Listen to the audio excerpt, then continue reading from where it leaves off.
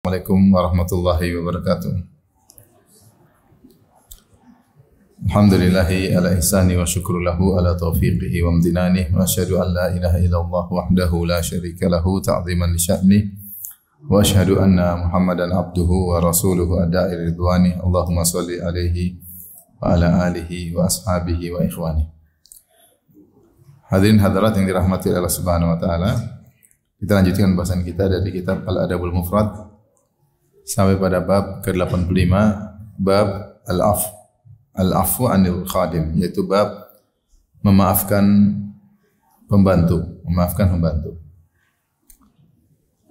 Di sini kalau kita lihat Al-Imam Al-Bukhari ketika membahas tentang pembantu, ternyata beliau menyelipkan pembahasan tentang pembantu di antara pembahasan tentang budak. Isyarat bagi kita bahwasanya jika budak Nabi SAW wasiatkan untuk perhatian terhadap budak, maka pembantu juga hukumnya mirip dengan budak dari sisi sama-sama di bawah kekuasaan kita. Oleh karenanya kita juga hendaknya berbuat baik kepada pembantu atau pekerja yang telah Allah mudahkan kita untuk menguasai mereka. Artinya mereka di bawah perintah mereka di bawah tunduk atas aturan kita karena mereka bekerja pada kita. Maka bab ini menjelaskan tentang keutamaan memaafkan pembantu. Al-Imam Al-Bukhari berkata, qala haddatsana Hajjaj, qala haddatsana Hammad huwa ibnu Salamah, qala akhbarana Abu Ghalib an Abi Umamah qala aqbala an-nabiy sallallahu alaihi wasallam ma'ahu gulamani. Nabi sallallahu alaihi wasallam datang dan dia membawa dua budak remaja. Dua budak. Fawahaba ahaduhuma li Ali radhiyallahu anhu, maka Rasulullah sallam menghadiahkan salah satunya kepada Ali dan beliau berkata kepada Ali setelah memberikan budak tersebut, la tadribhu fa inni nuhitu an darbi ahli salat. Jangan kau pukul dia. Karena aku dilarang, itu Allah melarangku untuk memukul orang yang salat. Wa inni ra'aituhu yusalli mundu akbalna. Ya. Dan aku melihatnya dia itu salat sejak kami datang. Wa ata Abu Dzarin gulaman, yang budak satunya dia kasih Rasulullah sallallahu alaihi wasallam kasih kepada Abu Dzar. Wa qala istausi bihi ma'rufan. Berbuat baiklah kepada budak ini. Ternyata Abu Dzar ketika disuruh berbuat baik kepada budak ini, fa'ataqahu, dia pun memerdekakan budak tersebut. Faqala ma fa'ala, apa yang terjadi?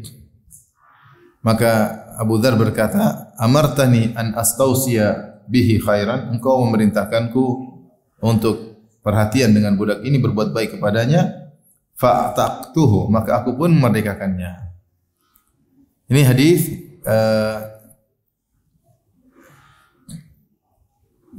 Rasulullah SAW membawa dua budak, kemudian Rasulullah SAW menghadiahkan salah satunya kepada Ali. Rasulullah bilang, jangan pukul dia karena aku dilarang oleh Allah untuk memukul orang yang salat. Semenjak kami datang, aku melihat dia selalu salat. Yang satunya diberikan kepada Abu Dzar, kata Rasulullah SAW, berbuat baiklah kepada budak ini. Ternyata Abu Dzar malah memerdekakan budak tersebut.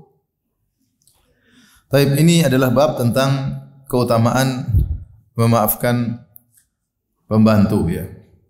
Yang kita tahu namanya ibadah memaafkan adalah ibadah yang agung. Allah Subhanahu wa taala telah memuji orang-orang yang memaafkan. Kata Allah Subhanahu wa taala dalam surat Al-Imran ayat 134, wal afina anin nas, yaitu orang-orang yang memaafkan orang-orang lain. Dan ini ibadah yang sulit.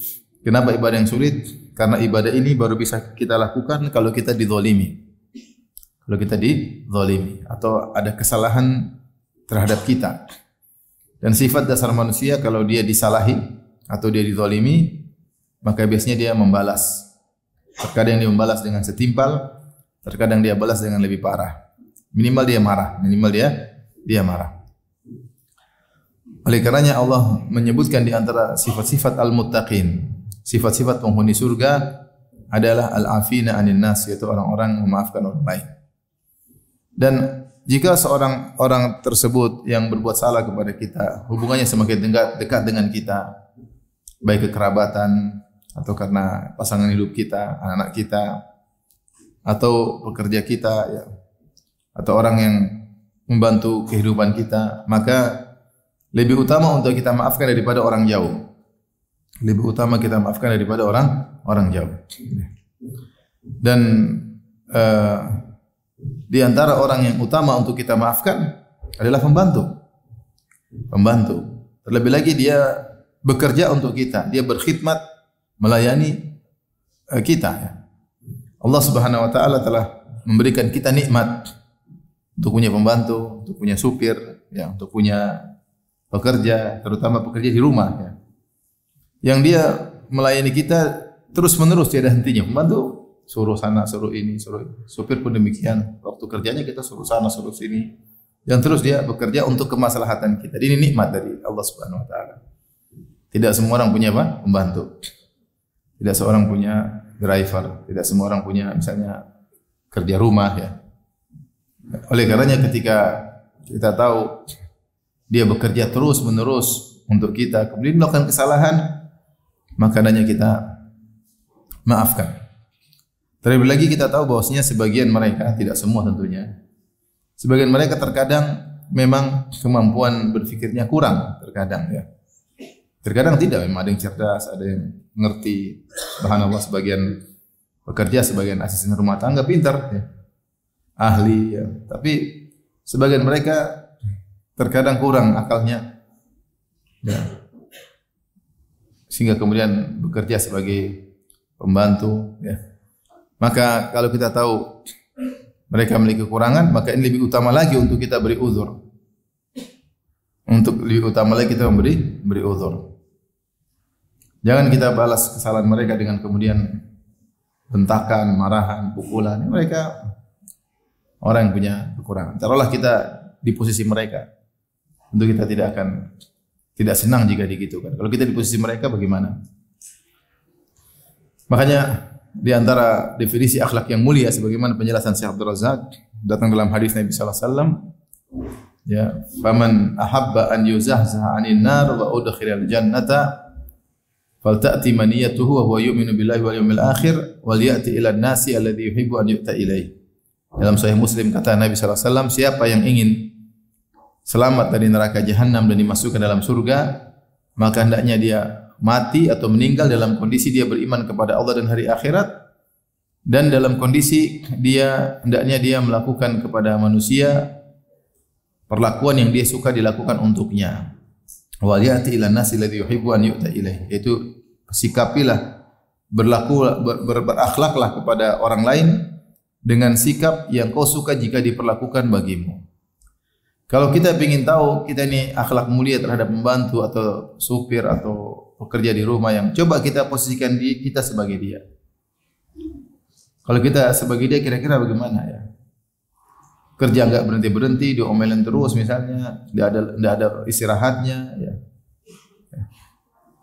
Sampai sebagian orang tidak mau pembantu istirahat. Jangan kasih istirahat, nanti kebiasaan. Iya, kalau jangan kasih istirahat tapi 8 jam atau 10 jam, nah enggak sampai malam dia udah letih sekali tidur, pagi-pagi sudah suruh bangun. Kalau kita di posisi dia bagaimana? Tentu berat, ya. Tentu berat. Maka kita coba posisikan diri kita sebagai dia, terus kita bermuamalah yang wajar, yang kita suka disikapi dengan sikap tersebut. Ya. Kalau kita tahu pembantu kita sudah kerja keras, sudah berusaha maksimal, terus dia salah, ya saatnya kita maafkan. Makanya Nabi SAW memberi wasiat khusus untuk maafkan pembantu, khadim maksudnya pembantu, ya. Dari hadis Abdullah bin Umar radhiyallahu anhuma, anna rajulan sa'ala Nabi sallallahu alaihi wasallam, ada seorang bertanya kepada Nabi sallallahu alaihi wasallam dan berkata, "Kam na'fu 'anil khadim?" Berapa banyak kita maafkan membantu? Berapa banyak kita maafkan membantu? Yaitu kalau kita lihat dia salah sikap, salah berbuat, maka fasamata Nabi sallallahu alaihi wasallam, Rasulullah SAW pun diam, tidak menjawab. Maka dia pun mengulangi pertanyaan kedua kali, kam na'fu 'anil khadim? Berapa banyak kita maafkan pembantu? Rasulullah SAW pun diam. Dia ulangi lagi 3 kali. Berapa banyak kita memaafkan pembantu? Maka Nabi menjawab, "U'fu anhu fi kulli yaumin 70 marrah." Maafkan pembantu setiap hari 70 kali. Setiap hari berapa kali? 70 kali. Siapa yang bisa maafkan pembantu 70 kali? Maafkan sekali 2 kali oke lah. Ini tiap hari ya. Sekali ya hari ini maafkan, besok maafkan, hari ketiga pecat ya.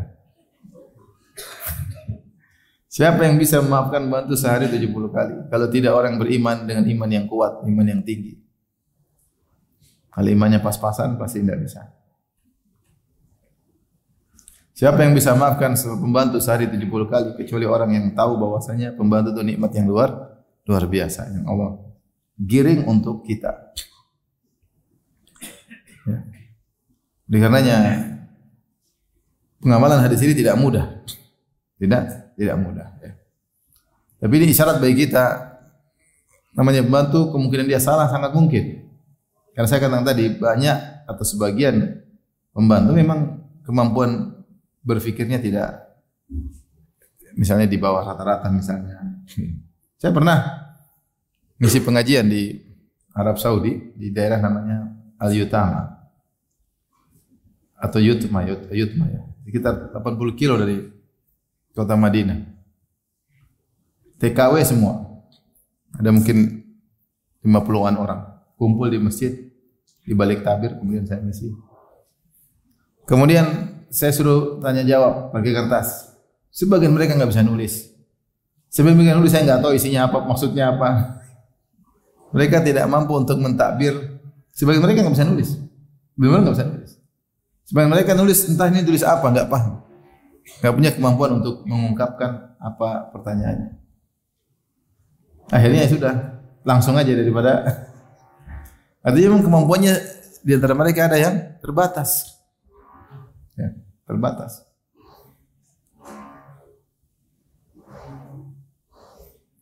Ada pembantu, majikannya bilang, nih, ini pengalaman pribadi.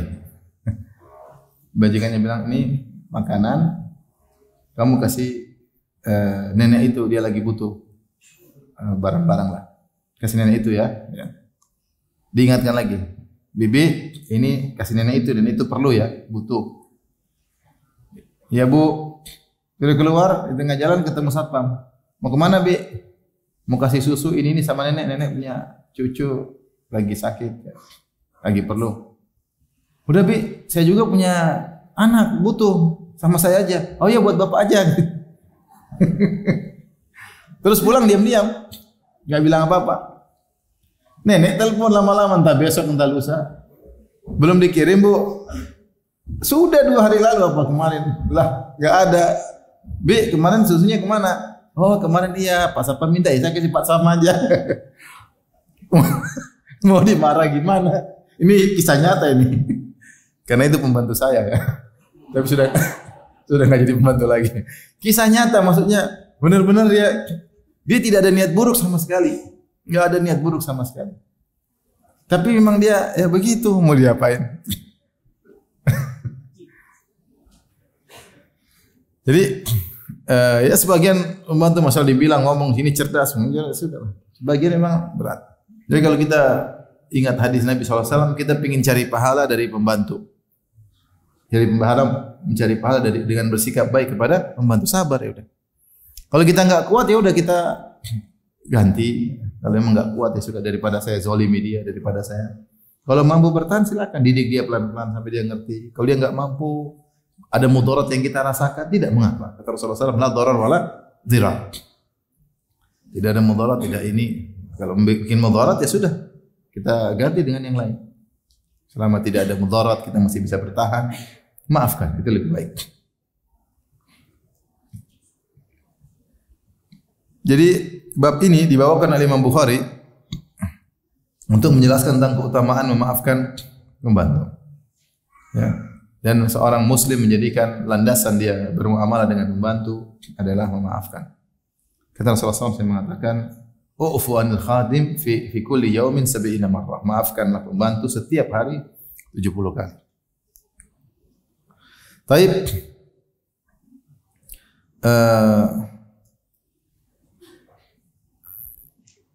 Kemudian Imam Bukhari membawakan hadis tadi yang kita sebutkan, Nabi SAW datang dan dia membawa 2 budak. Maka salah satunya dihadiahkan kepada Ali bin Abi Thalib. Satunya dihadiahkan kepada Abu Dzar. Kita budak bisa diperjualbelikan, bisa dihadiahkan. Maka ketika Rasulullah memberikan budak tersebut kepada Ali bin Abi Thalib, Rasulullah SAW kasih wasiat, la tadribhu, jangan kau pukul dia. Perhatikan kata Nabi, fa inni nuhitu an darbi ahli salat. Aku dilarang untuk memukul orang yang salat. Wa inni ra'aituhu yusalli mundu aqbalna. Dan sejak kami datang, aku lihat dia salat. Orang ini salat, budak ini salat. Bagaimana Rasulullah SAW mengingatkan bahwasanya orang yang salat jangan dipukul. Yang perintah Nabi siapa? Allah Subhanahu wa taala. Orang yang salat punya kedudukan, apalagi salat lima waktu ke masjid, dia punya kemuliaan dalam syariat. Ya. Makanya Rasulullah bersabda, "Man shalal fajr fa huwa fi dhimmatillah." Siapa yang salat subuh maka dalam lindungan Allah Subhanahu wa taala. Maka jangan ganggu orang yang salat subuh. Kalau kau ganggu nanti Allah akan mencarimu ya. Ya bahaya. Cepat atau lambat akan terkena dampaknya mengganggu orang yang salat subuh. Orang salat subuh itu orang luar biasa. Ya. Apalagi rutin salat subuh. Maka orang yang salat hendaknya kita hargai karena dia apa? Karena dia rajin beribadah kepada Allah Subhanahu wa taala.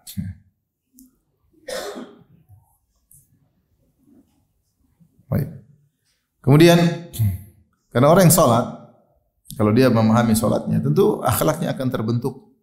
Dia ngerti apa yang dia baca, dia tunduk kepada Rabbul Alamin. Karena Allah berfirman, "Inna sholata tanha 'anil fahsya'i wal munkar." Sungguh salat yang benar itu akan mencegah dari perbuatan keji dan kemungkaran.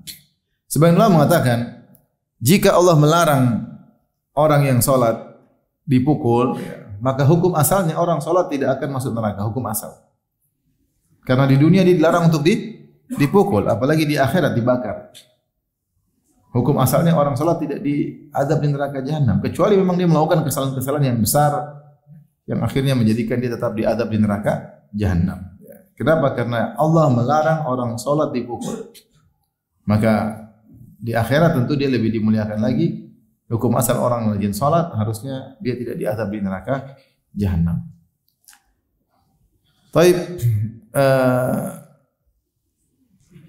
Kemudian Rasulullah SAW memberikan budak satunya kepada Abu Dzar. Kata Rasulullah SAW, ya, aku berwasiat kepadamu untuk berbuat kebaikan kepada budak ini dan perhatikan wasiatku. Istausi bi khairan, yaitu beri perhatian kepada budak ini untuk berbuat baik kepadanya. Apa yang dilakukan oleh Abu Dzar radhiyallahu anhu? Dia bukan cuma berbuat baik kepada budak ini, bahkan dia merdekakan. Puncak kebaikan. Ya, puncak kebaikan. Lihatlah bagaimana Abu Dzar radhiyallahu anhu ketika menjalankan perintah Nabi. Dia menjalankan dengan yang terbaik yang bisa dia lakukan.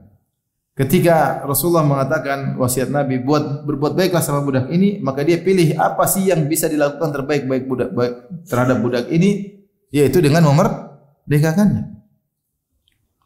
Ya. Lihatlah ketika Rasulullah SAW mengatakan, ya, atau turun firman Allah Subhanahu Wa Taala, "Lan tanalul birra hatta tunfiqu mimma tuhibbun." Kalian tidak akan masuk surga sampai kalian tidak akan mencapai kebajikan yang sungguhnya sampai kalian menginfakkan apa yang kalian cintai.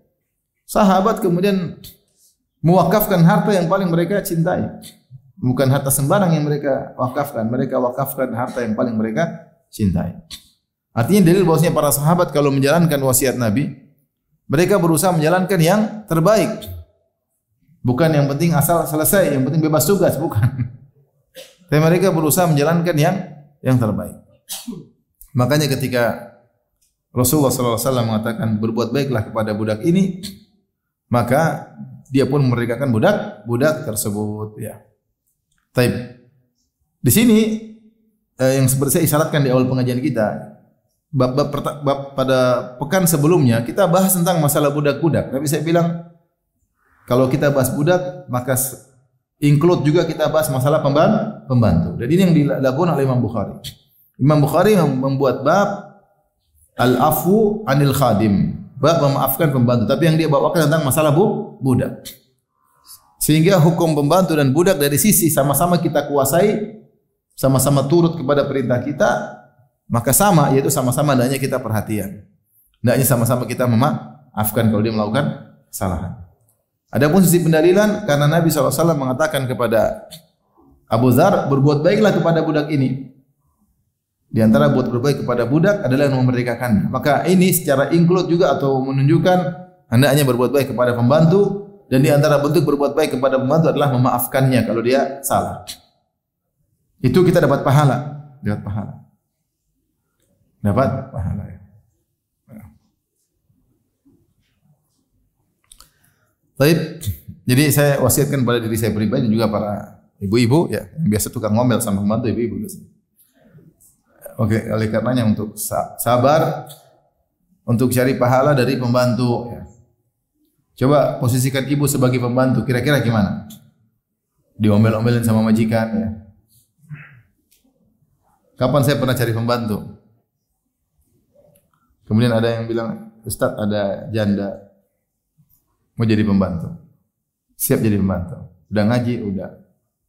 Ya sudah, coba cari konfirmasi. Ternyata mantan istri teman saya bilang nggak bisa.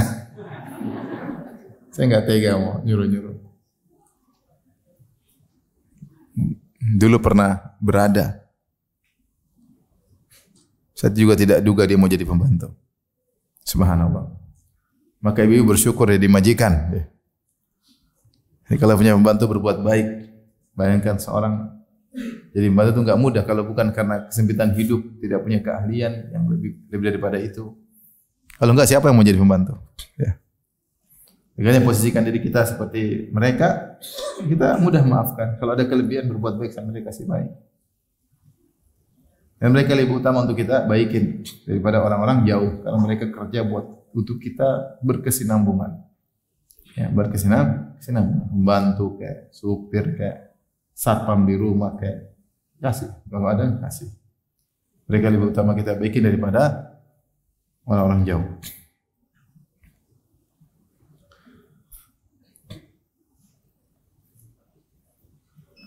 Baik, hadis berikutnya, Imam Bukhari berkata, haddatsana Abu Ma'mar qala haddatsana Abdul Warith qala haddatsana Abdul Aziz an Anasin qala, dari Anas radhiyallahu anhu. Qadiman Nabi sallallahu alaihi wasallam al-Madinata wa laysa lahu khadim. Rasulullah SAW datang ke kota Madinah dan dia tidak punya pembantu. Fa akhadha Abu Talhah bi yadi, maka Abu Talhah pun radhiyallahu anhu memegang tanganku, memegang Anas bin Malik. Fantalaqa bi, kemudian dia bawa aku menuju ke Nabi sallallahu alaihi wasallam. Hatta adkhalani ala Nabi sallallahu alaihi wasallam, sampai dia masukkan aku bertemu dengan Nabi sallallahu alaihi wasallam. Faqala ya Nabi Allah, kata Abu Talhah, wahai Nabi, inna Anasan gulamun kayyisun labibun. Sungguhnya Anas ini adalah anak yang cerdas, anak remaja yang cerdas. Cerdik, falyakhdimka. Hendaknya dia menjadi pembantumu. Makanya Anas disebut dengan khadimu Rasulullah, pembantu Rasulullah SAW. Pekerjaan sangat mulia sebagai pembantu Nabi SAW. Ya, dan dia berkhidmat kepada Nabi bukan karena keperluan, paham? Bukan karena mencari duit, tapi karena ingin memelayani siapa? Nabi SAW. Dia antar oleh bapak tirinya Abu Talhah. Jadi Anas bin Malik ini punya ibu namanya Ummu Sulaim. Dan Ummu Sulaim ini dulu menikah dengan bapaknya Anas, terus lahirlah Anas bin Malik, namanya Malik bapaknya. Dan Malik meninggal dalam kondisi kafir. Setelah itu dia menikah dengan siapa? Abu Talhah. Jadi Abu Talhah ini bapak tirinya siapa? Anas bin Malik.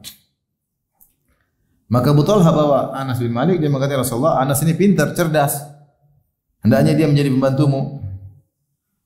Kata Anas bin Malik, fa khadamtuhu fi safari wal hadar. Aku pun menjadi pembantu Nabi ketika sedang bersafar, ketika sedang tidak bersafar. Maqdamahul Madinah, sejak dia datang ke Madinah, aku jadi pembantunya. Hatta tufiya Rasul sallallahu alaihi wasallam, sampai wafatnya Nabi sallallahu alaihi wasallam. Berarti jadi pembantu Nabi sekitar 10 tahun. Kan Rasulullah SAW di Madinah sekitar 10 tahun. Ma qala li syai'in sana'tuhu lima sana'ta hadza hakadha. Nabi tidak pernah komentar kepadaku terhadap apa yang aku lakukan. Nabi tidak pernah berkata, kenapa kau melakukan ini begini? Kenapa? Wala qala li syai'in lam asna'hu, dan juga dia tidak pernah berkata kepada sesuatu yang tidak aku lakukan, Ala sonata hadha hakadha. Bukankah sebaiknya kau melakukan begini-begini? Ya Rasulullah SAW tidak pernah komentar kepada Anas bin Malik ketika dia melakukan sesuatu atau tidak melakukan sesuatu. Dua-duanya tidak pernah. Ya. Ini menunjukkan, dan namanya Anas, namanya pembantu, namanya anak-anak, pasti melakukan kesalahan atau tidak? Pasti melakukan kesalahan. Sebagaimana dalam hadis yang masyhur ketika Anas disuruh oleh Nabi SAW, wahai Anas, pergilah engkau ke suatu pekerjaan. Kata Anas, wallahi lan adhab. Anas mengatakan, saya tidak mau pergi wahai Rasulullah. Rasulullah tidak marah. Kata Rasulullah SAW, pergilah. Akhirnya dia pergi. Padahal sebenarnya bilang, saya tidak mau pergi. Tapi Nabi tidak marah. Dia bilang, pergilah, pergi. Ternyata dia pergi, di tengah jalan dia ketemu orang-orang main-main. Dia nonton orang main-main. Maka Rasulullah SAW datang ketemu Anas. Rasulullah SAW pegang lehernya. Kata Rasulullah SAW, ya Unais idhab haitsu amartuk. Wahai Unais, dia balik. Oh, ternyata Rasulullah SAW. Pergilah sebagaimana aku suruh. Rasulullah tidak mengatakan, kedapatannya. Ampun. Rasulullah maafin. Artinya Anas bukan berarti tidak punya kesalahan. Dia pasti punya kesalahan. Tetapi selama 10 tahun Rasulullah SAW tidak pernah marah kepada dia, tidak pernah komentar atas kesalahannya. Dan ini menunjukkan akhlak Nabi sallallahu alaihi wasallam yang sangat mulia. Makanya saya sering sampaikan dalam kajian saya, di antara mukjizat Nabi sallallahu alaihi wasallam adalah mukjizat akhlak Nabi sallallahu alaihi wasallam. Mukjizat Nabi terbagi menjadi dua. Yang pertama mukjizat hissiyah, yaitu yang terlihat seperti rembulan terbelah, seperti air keluar dari tangan Nabi sallallahu alaihi wasallam, ya. Dan banyak mukjizat Nabi, makanan sedikit jadi banyak, namanya mukjizat hissiyah, sesuatu yang terlihat. Dan namanya mukjizat maknawiyah. Kalau tadi konkret, ini abstrak. Yang kedua namanya mukjizat maknawiyah, itu mukjizat abstrak. Makna seperti Al-Qur'anul Karim adalah maknawi yang luar biasa. Di antaranya akhlak Nabi sallallahu alaihi wasallam.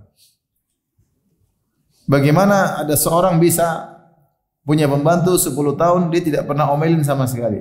Mungkin atau tidak? Mustahil kalau kita. Kalau kita mustahil.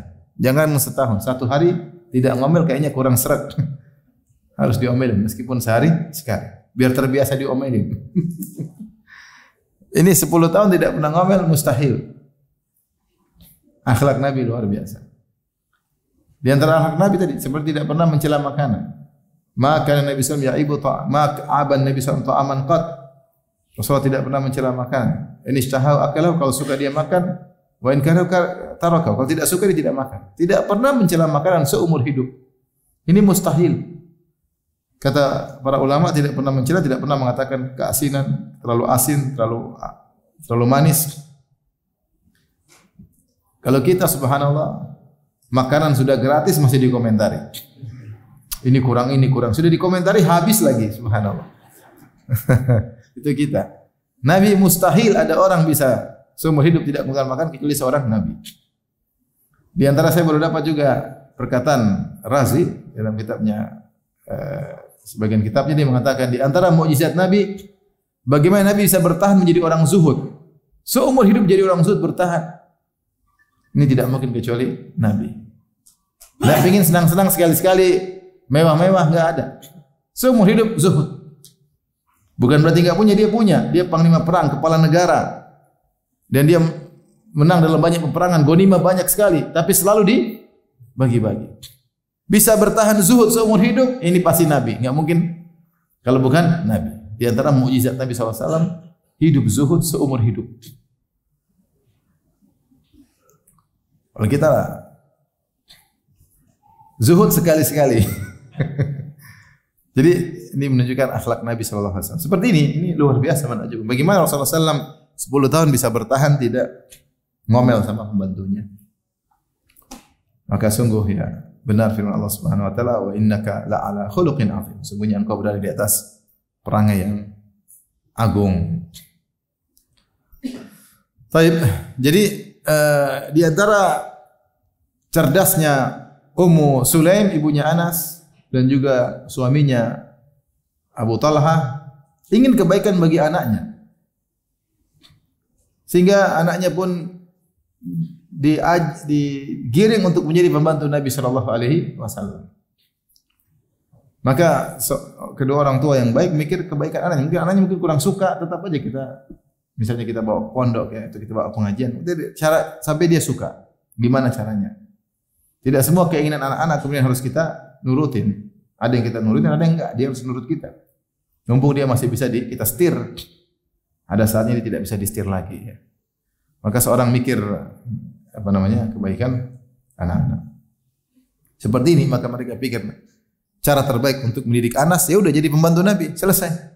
Enggak usah susah jadi pembantu Nabi, dia pasti banyak belajar. Maka dia termasuk sahabat yang paling banyak meriwayatkan hadis Nabi sallallahu alaihi wasallam.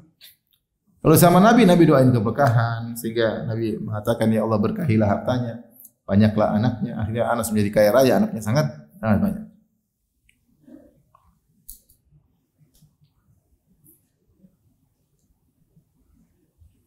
Ini dalil tentang Rasulullah SAW sangat mudah memaafkan pembantu. Oleh karenanya selama bertahun-tahun, 10 tahun Rasulullah SAW tidak pernah mencela atau ngomel kepada Anas bin Malik radhiyallahu taala anhu. Ini menunjukkan betapa agung akhlak Nabi sallallahu alaihi wasallam. Sekali lagi wasiat untuk saya pribadi dan juga para terutama ibu-ibu yang hadir sekarang, cari pahala dengan bersikap baik kepada pembantu.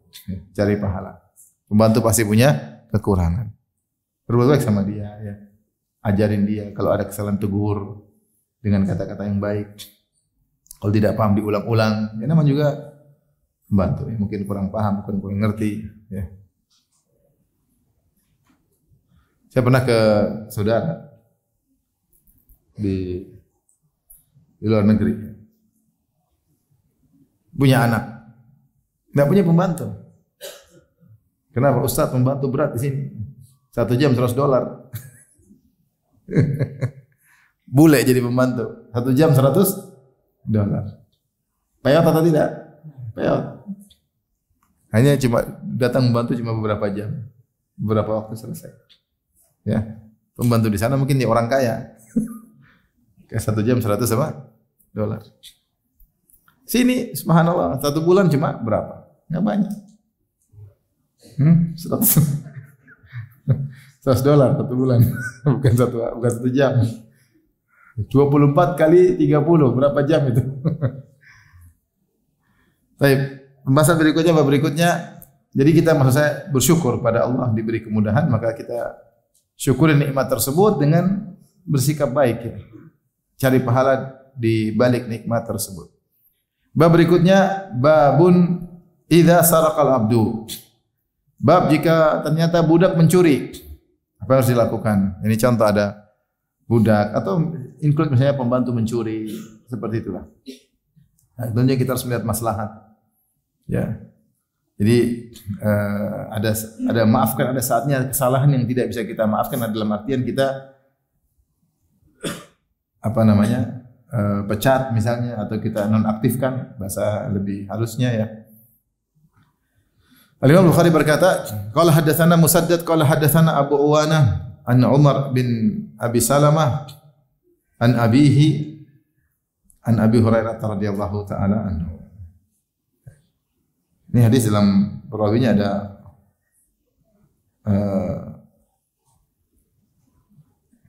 Umar bin Abi Salamah dan dia perawi yang dipermasalahkan sehingga sebagian ulama menghukumi hadis ini dhaif secara sanad ya. Jadi kita bacakan maknanya. Dari Umar bin Abi Salamah dari ayahnya dari Abu Hurairah radhiyallahu anhu, beliau berkata, qala Rasulullah sallallahu alaihi wasallam bersabda, "Idza saraqal mamluku bi'hu walau binashin." Jika ada budak mencuri maka jualah dia meskipun dengan harga yang murah. Nash itu ada yang mengatakan 20 dirham. Itu setengah uqiyah. Maknanya adalah jualah dia meskipun dengan harga yang murah sekedar 20 dirham. Yang murah 20 dirham. Itu dengan harga murah mending dijual. Qala Abu Abdullah, berkata Imam Bukhari menjelaskan tentang makna an-nash walau binashin. Nash maknanya ishrun dirhaman. Nash 20 dirham. Ada istilah lagi an-nawat yaitu 5 dirham. Wal uqiyah 40 dirhaman. Adapun uqiyah 40 dirham. Ini istilah-istilah yang datang dalam hadis-hadis, terkadang datang istilah nash maksudnya 20 dirham, datang istilah uqiyah 40 dirham, datang dalam uqiyah nawat ternyata 5 dirham. Baik. Di sini tentunya kalau ada budak sikapnya seperti dia bawa kemudaratan, dia mencuri. Dia mudarat besar, dan kalau sudah menjadi peranginya dia akan mencuri berulang-ulang. Ada orang punya penyakit suka mencuri, mau diapain? Kita punya pembantu misalnya, hari ini hilang, besok atu hilang, besok ini hilang. Sudah. Kita enggak bisa buktikan dia mencuri. Ada isyarat tanda dia mencuri, ya sudah. Tidak ada orang lain kecuali dia. Siapa lagi mau? Ya sudahlah. Mending kita pecat atau kita nonaktifkan. Kita suruh cari kerja di tempat lain.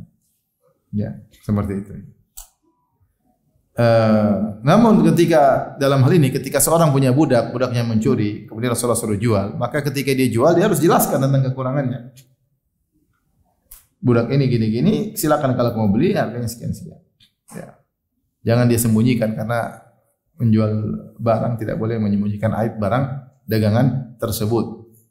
Ya, dia jelaskan, dia dijual dengan harga yang murah. Daripada dia pertahankan. Kalau dia dijual kepada orang lain tersebut sudah tahu budak ini mungkin punya sikap mencuri, maka dia akan waspada atau mungkin dia akan kasih hukuman tertentu yang buat budak tersebut jerak. Yang penting pembelinya ngerti. Atau dia pekerjakan di suatu pekerjaan yang tidak mungkin ada pencurian di situ. Tidak ada mungkin pencurian di situ. Ya sudah. Cari pekerjaan yang tidak ada pencurian di situ. Ya. Ruang lingkupnya tidak bisa dia mencuri. Ini tidak mengapa. Intinya benar kalau pembantu bersalah kita maafkan, tapi ada kesalahan tertentu yang buat mudarat, maka kita bisa nonaktifkan. Seperti pembantu tersebut misalnya mengadu domba, ya, di antara anggota keluarga misalnya dengan beri berita-berita palsu yang tidak benar, ya. Dan ini terjadi, pembantu misalnya di rumah ada yang tanya, "Tapi majikanmu gimana?" Dia salah ngomong. Sengaja atau tidak sengaja, mungkin karena dia lupa. Akhirnya terjadi ribut gara-gara seorang bantu, maka nonaktifkan. Jangan pikir panjang, nonaktifkan. Karena mudarat yang timbul besar. Dan Rasulullah SAW bersabda, "La darar wa la dirar." Segala kemudaratan hendaknya dihindari. Seperti ini, pembantu mencuri, maka hindari. Ada pembantu ternyata suka menceritakan aib kita kepada orang lain. Dia ngobrol sama pembantu-pembantu lain, dia pecat. Ini enggak bagus. Nasihati sekali, 2 kali, 3 kali, dia tidak mau, bukannya kita enggak memaafkan. Seandainya tidak menimbulkan mudarat, mungkin hanya sekedar pecah piring atau apa, mungkin aman. Tapi kalau ini membongkar aib keluarga ke tetangga lain, ini kita pecat.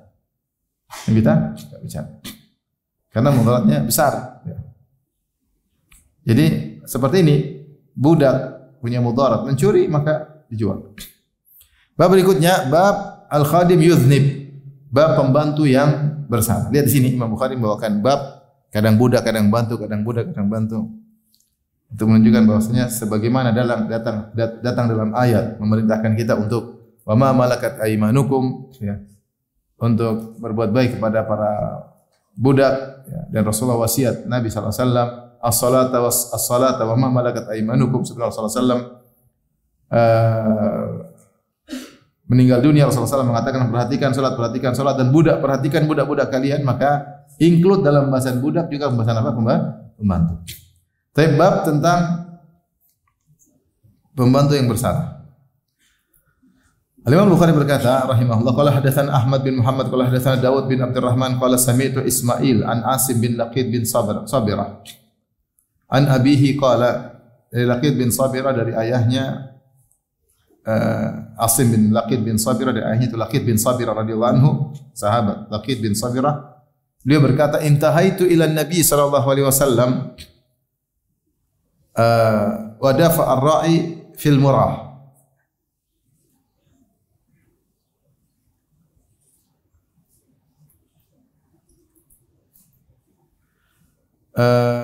Aku sampai kepada Nabi. Itu Laqid ibn Sabirah datang dalam wafd, itu kumpulan orang-orang bertemu dengan Nabi sallallahu alaihi wasallam. Ketika itu ngepasi Rasulullah sallallahu sedang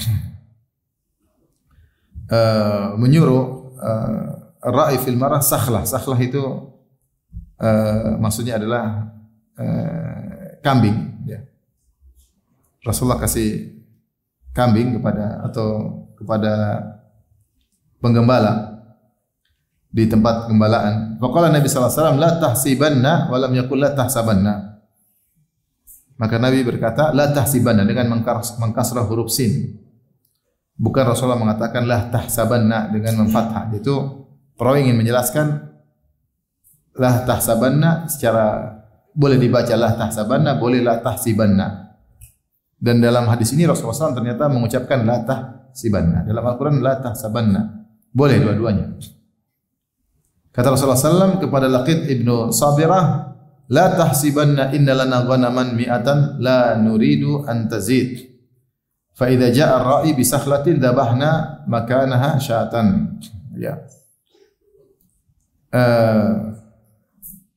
Jangan kau menyangka bahwasanya kita punya kambing 100, maka kami tidak ingin bertambah lebih dari 100. Jadi kalau penggembala membawa ada anak kambing baru lahir, maka kami suruh nyembelih yang masih hidup 1 sehingga jumlah tetap berapa? 100. Itu kebiasaan Nabi SAW. Jadi kalau ada kambing, beliau punya kambing, ada lebih dari 1, sembelih yang hidup untuk dibagi-bagikan. Ada yang baru lahir lagi, sembelih yang sudah besar. Sehingga kami sembelih yang besar sebagai yang baru lahir sebagai ganti yang sudah besar untuk disembelih. Fakana fi maqala, dan di antara wasiat Nabi, la tadrib dha'inataka, kepada salah seorang dari hadirin, kata Nabi, jangan kau pukul istrimu ka darbika amatak, sebagaimana kau mukul budak perempuanmu. Wa idza stansyaqta, jika engkau beristinsyak ketika berwudu menghirup air di hidung, fabalik, maka istinsyaklah dengan sempurna, itu dengan sungguh-sungguh. Ila an takuna sha'iman, kecuali engkau dalam kondisi berpuasa. Baik, kisah ini kebetulan sahabat yang bernama Laqit ibn Sabirah datang dengan wafd, dengan kumpulan rombongannya. Ketika tiba sampai Nabi, kebetulan Rasulullah SAW sedang memberikan kepada penggembala seekor kambing. Kemudian Rasulullah SAW suruh menyembelih kambing yang lain, karena ada kambing baru yang baru lahir.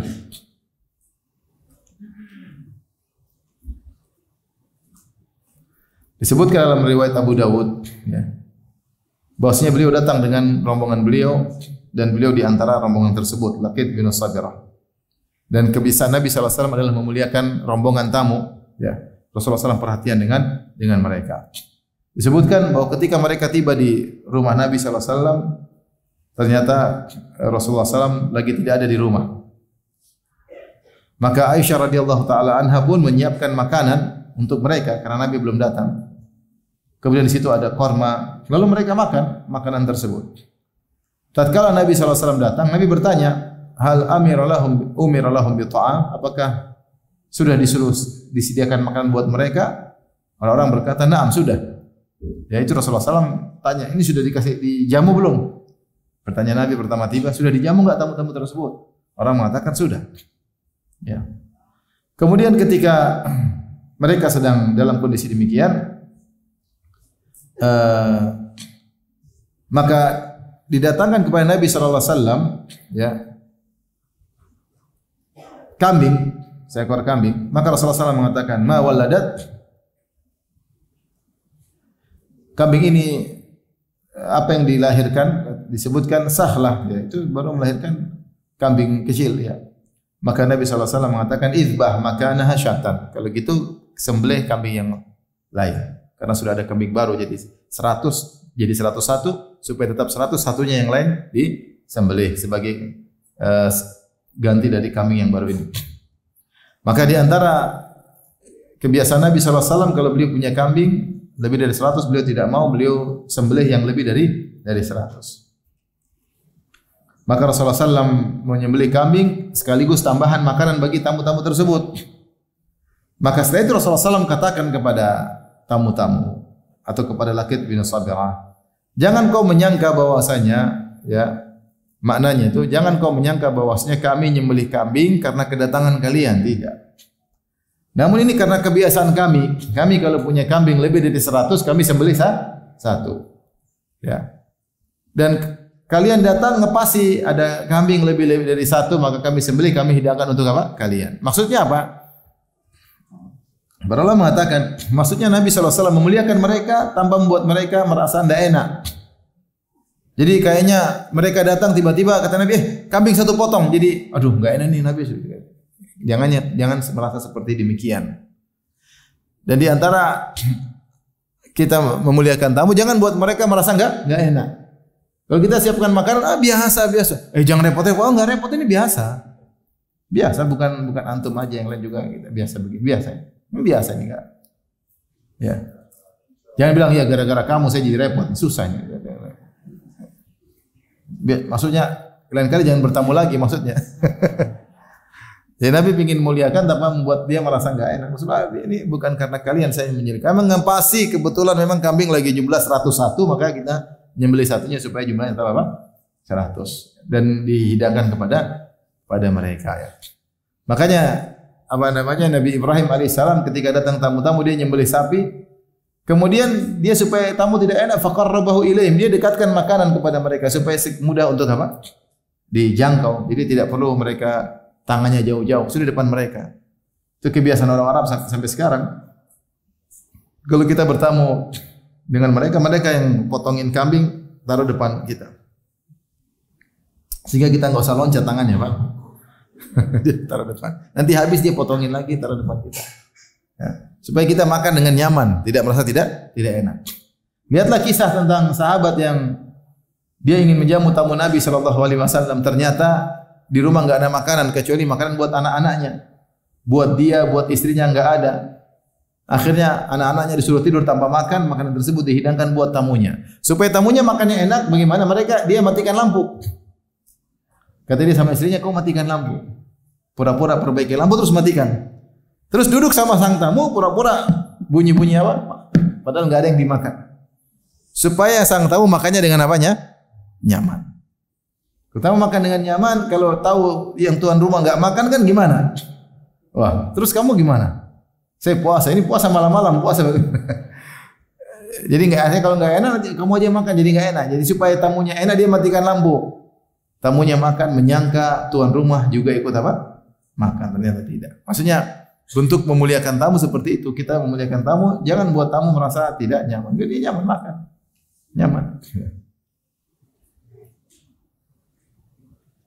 Lagi mau makan, jangan banyak-banyak. Sisakan yang lain. Ya kalau sedikit ya enggak apa-apa. Kalau banyak enggak usah ngomong gitu kali. Dia makan nyaman. Oleh karenanya Rasulullah SAW kemudian buat mereka nyaman untuk membuat mereka merasa kalian tidak memberatkan aku, ini biasa. Karena qadarullah pas kambing saya lebih dari 100 maka saya berikan kepada. Baik. Kemudian itu Rasulullah mengatakan maknanya inna lana ghanaman mi'atan la nurid an tazid. Kami punya kambing 100 ekor, kami tidak ingin bertambah. Fa idza jaa ar-ra'i bi sakhlatin dzabahna makanaha syatan. Kalau ternyata penggembala datang ada kambing baru lahir, maka kami akan nyembelih yang lain yang masih ada supaya tetap genap 100.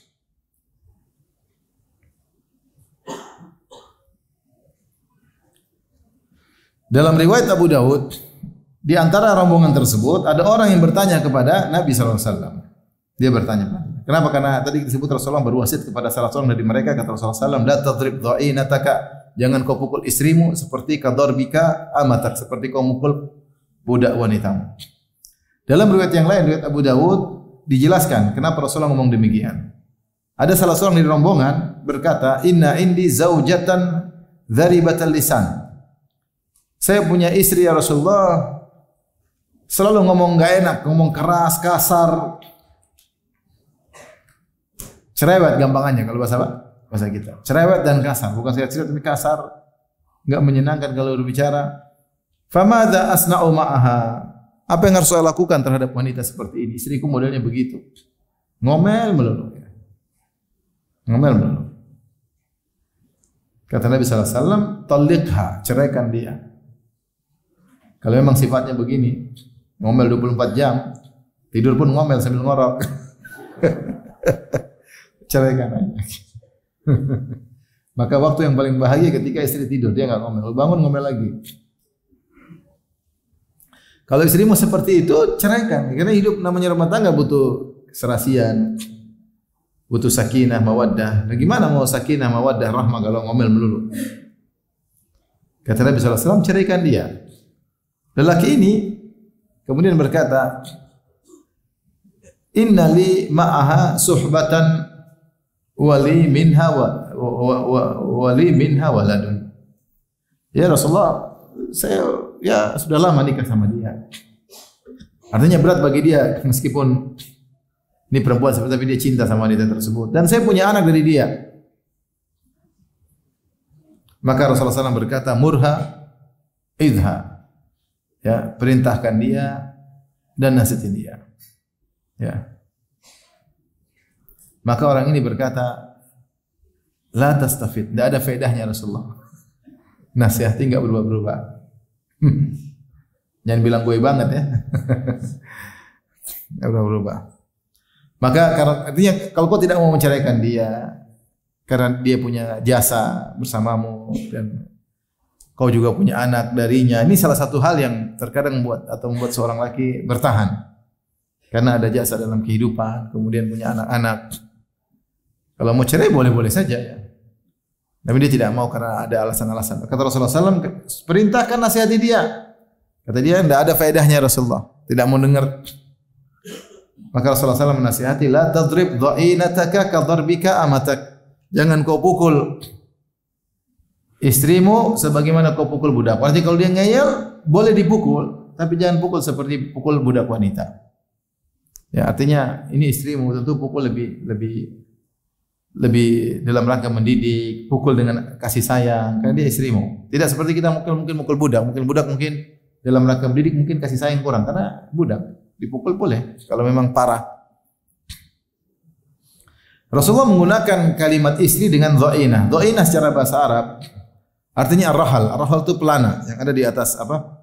Onta atau di atas kuda namanya ar-rahal, di atas onta ya. Ar-rahal.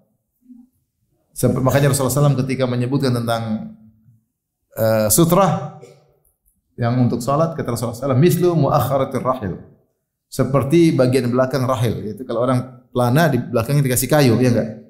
Sehingga duduk di atas pelana bersandar kepada kayu ketika naik apa? Onta. Onta kan kalau jalan begini. Sehingga dia kasih pelana, duduk di pelana tersebut, kemudian di belakangnya ada apa? Ada kayu untuk bersandar. Yang pelana itu namanya apa? Rahil. Dan para ulama mengatakan ar-rahil, pelana tersebut dinamakan dengan wanita, disebut dengan istilah pelana. Kenapa wanita dinamakan dengan pelana? Karena wanita ya ngikut sang pemilik pelana, ngikut sang pemilik onta. Kemudian dia pergi, pelana tersebut ngikut dan pemilik onta menaiki pelana tersebut. Jadi pelana tersebut ngikut pemilik onta. Ya. Sehingga dikatakan wanita dinamakan dengan dha'inah karena dia mengikuti lelaki. Asalnya wanita nurut sama lelaki. Lelaki mau kemana tinggal ngikut. Maka inilah disebut dengan, kenapa wanita disebut dengan pelana, dha'inah. Karena al-qawamah, kepemimpinan di tangan lelaki. Apalagi Allah berfirman, ar-rijalu qawwamuna 'ala nisa, para lelaki adalah pemimpin para wanita.